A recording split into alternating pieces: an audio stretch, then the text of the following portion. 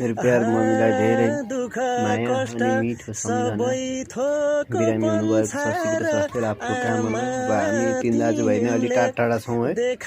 अब घरमा सानी एउटा बहिनी छ, बहिनीका बुवा भएर यसो ख्याल गर्नु होला। अब मम्मीले के खानुहुन्छ त्यही अनुसार जबरजस्ती भए पनि यसो झोलिलो कुरा खुवाउनु होला। अब यस्तो छ क्या आमा भन्ने शब्द नै धेरै नै छ क्या, आमाको कुरै नगरौँ क्या, यस्तो छ है। त्यसैले गर्दाखेरि मम्मीलाई धेरै गाह्रो भएको छ अरे, ल्याङ्गो लागेर भन्ने सुनेको थिएँ। त्यो भएर धेरै पिर छ, धेरै टेन्सन पनि नलिनु होला, चाँडै निको होस् मेरो मम्मीलाई भन्न चाहन्छु। अनि खानेकुरा पनि अब बहिनीहरूले बनाएर दिएको मजाले खाइदिनु होला, मेरो यही अनुरोध छ भन्न चाहन्छु है।